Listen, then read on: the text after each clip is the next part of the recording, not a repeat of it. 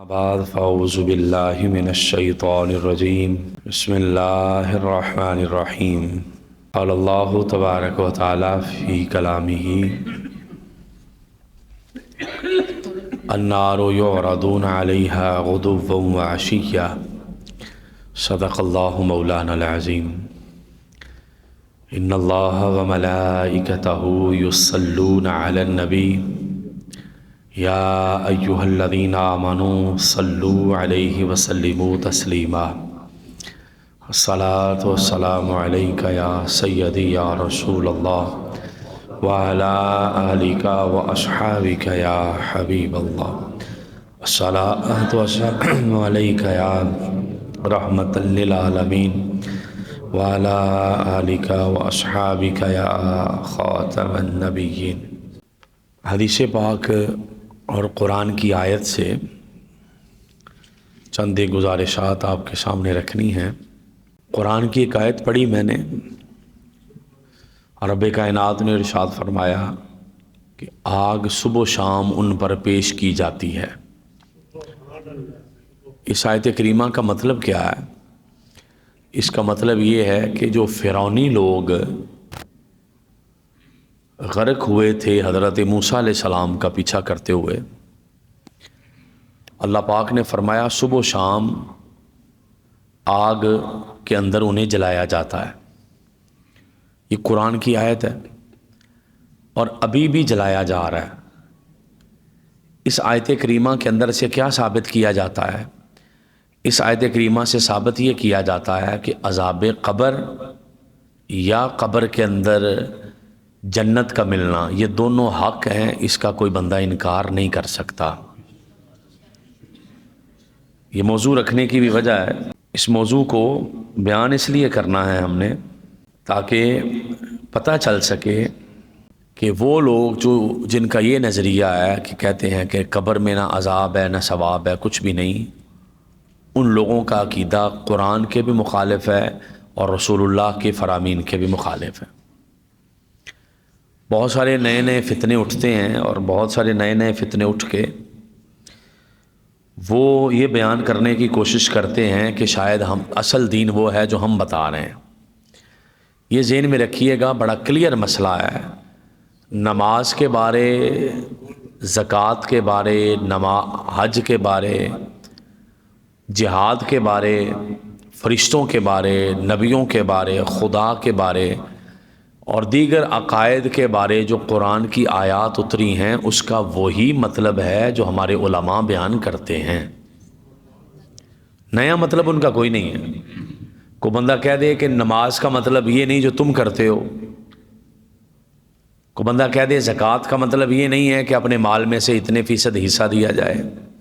تو اس کے ساری چیزیں وہ کفر کی طرف چلی جائیں گی۔ نئی تشریح کوئی نہیں ہے اس کی، کیونکہ قرآن کی آیات کی تشریح ذات مصطفیٰ نے اپنے عمل سے خود متعین فرمائی ہے۔ اس کام کا یہ مطلب ہے، اس کا یہ مطلب ہے، اس لفظ کا یہ مطلب ہے۔ قرآن کی تفسیر رسول اللہ صلی اللہ تعالیٰ علیہ وآلہ وسلم نے خود فرمائی ہے، آقا علیہ الصلوۃ والسلام کے صحابہ نے فرمائی ہے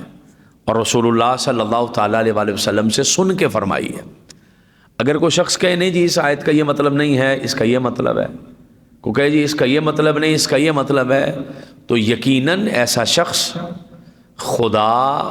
کے قرآن کا بھی انکار کر رہا ہے اور ذات مصطفیٰ صلی اللہ تعالیٰ علیہ وآلہ وسلم کی ہوئی تشریحات یا آپ کے منصب نبوت کا بھی انکار کر رہا ہے۔ یہ مسئلہ ذہن میں کلیئر کر لیں۔ کوئی شخص بھی اپنی طرف سے نئی رائے دے دے جو قرآن کے اور حدیث کے متصادم ہے، تو یقیناً وہ اس قابل ہے کہ اسے رد کر دیا جائے، نہ اس تشریح کو مانا جائے گا نہ اس پر عمل کیا جائے گا۔ بہت سارے لوگ ایسے موجود ہیں ہمارے معاشرے کے اندر، ایسے فرقے موجود ہیں یا ایسے لوگ موجود ہیں، وہ قرآن کی ایسی تفسیر کرتے ہیں کہ جو تفسیر ہمارے اکابر نے جو تفاسیر لکھی ہیں ان کے مخالف ہے، تو یقیناً وہ تفسیر قابل قبول نہیں ہوگی۔ مثال کے طور پر ایک مثال دے دوں آپ کو، سر سید احمد خان جس کو لوگ سر بھی کہتے ہیں سید بھی کہتے ہیں، یقیناً نہ وہ سر تھا نہ وہ سید تھا، یہ ہمارا نظریہ ہے۔ اس کے نزدیک فرشتے ان کا وجود کوئی نہیں ہے، اس کے نزدیک جنوں کا وجود کوئی نہیں ہے۔ وہ کہتا ہے صرف نیکی کی قوت کا نام فرشتہ ہے اور بدی کی قوت کا نام جن ہے، حالانکہ ایسا کچھ نہیں ہے، یہ سراسر کفر ہے عقیدہ، یہ اسلام سے ٹکرانے والا عقیدہ ہے۔ قرآن کے اندر واضح لفظوں میں جنوں اور فرشتوں کی تخلیق کا تذکرہ موجود ہے۔ اس لیے اگر کوئی شخص ایسا جو ہمارے نام نہاد اسکالر اٹھتے ہیں اور وہ صرف ان کے پاس وہی تعلیم ہوتی ہے جو انہوں نے اسکولوں میں کالجوں میں پڑھی ہوتی ہے اور جو ان کے استاد انہیں بتا دیتے ہیں، اور اسی پر وہ عمل کر کے ہمیں بتانا چاہ رہے ہوتے ہیں کہ نہیں جی وہ تفسیر وہ ٹھیک ہے جو سر سید احمد خان نے کی ہے، تو یقیناً وہ بندہ مسلمان کہلانے کا بھی حقدار نہیں تھا، تو سر اس نے کہاں سے ہونا تھا اور سید اس نے کہاں سے ہونا تھا؟ یہ مسئلہ سمجھیے گا۔ اگر کوئی شخص فرشتوں کی تخلیق کا انکار کرتا ہے تو ان آیات کا کیا کریں گے جن میں فرشتوں کا ذکر ہے، فرشتوں کے کام کرنے کا ذکر ہے، فرشتوں کی تخلیق کا ذکر ہے، فرشتوں کی ذمہ داریوں کا ذکر ہے؟ اگر وہ جنوں کی تخلیق کا انکار کرتا ہے، وہ جنوں کے وجود کا انکار کرتا ہے، تو واضح لفظوں میں رب کائنات نے قرآن میں فرمایا کہ میں نے جن اور انسان کو پیدا ہی اپنی عبادت کے لیے کیا، ان آیات کا کیا کریں گے؟ اب میری بات سمجھ رہے ہیں؟ تو اس لیے یہ ایک جو نیا ہمارے معاشرے کے اندر فتنے نئے سے نئے نکلتے ہیں اور عوام کو تباہ کرنے کے لیے نکل آتے ہیں، یقیناً یہ ساری چیزیں گمراہانہ ہیں اور ان کا اسلام کے ساتھ کوئی بھی تعلق نہیں۔ ہاں تاریخ ظلم کرتی ہے کہ ایسے بندوں کو ہیرو بنا کے پیش کر دیتی ہے، حکمران، سیاستدان اور دیگر جو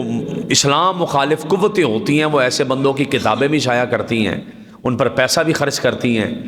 اور ان کو مارکیٹ میں پیش کرتی ہیں تاکہ کچھ نہ کچھ لوگ تو گمراہ ہو جائیں۔ آپ دیکھ لیں کہ جو بڑے بڑے لوگ، مالدار لوگ ہوتے ہیں یا بڑی بڑی سوسائٹیوں میں رہنے والے عمومی طور پر لوگ ہوتے ہیں، وہ ایسے ہی ہوتے ہیں جو دین سے بیزار لوگ ہوتے ہیں، اللہ ماشاء اللہ اچھے لوگ بھی ہوتے ہیں، وہ دین سے پھرے ہوئے لوگ بہت سارے ہو جاتے ہیں، انہیں ان کے سامنے قرآن کی کوئی بات رکھے انہیں سمجھ نہیں آتی، انہیں اس کے سامنے رسول اللہ کی بات رکھے انہیں سمجھ نہیں آتی، ان کے نزدیک یہ مادی دنیا ہی ہر چیز ہے، اس کے علاوہ اور کچھ بھی کچھ نہیں ہے، ان کے نزدیک قرآن کی حیثیت بھی کچھ نہیں ہے، رسول اللہ کے فرمان کی حیثیت بھی کچھ نہیں ہے۔ اور ہم جو لوگ ہیں، اہل ایمان لوگ ہیں، ہمارے نزدیک کائنات کے ہر قانون سے بڑا قانون اللہ کا قرآن ہے، ہمارے نزدیک ہر ذات سے بڑی ذات ذات خدا ہے، اور اللہ پاک نے مخلوقات میں سب سے افضل جسے بنایا اس کا نام حضرت محمد مصطفیٰ ہے صلی اللہ تعالیٰ علیہ وآلہ وسلم۔ اس لیے ہم نہ تو اس خدا کی ذات کا انکار کرتے ہیں نہ ہی ذات مصطفیٰ کا انکار کرتے ہیں،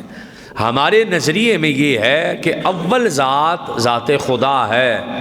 اور خدا کے بعد کائنات میں سب سے اول ذات ذات مصطفیٰ ہے،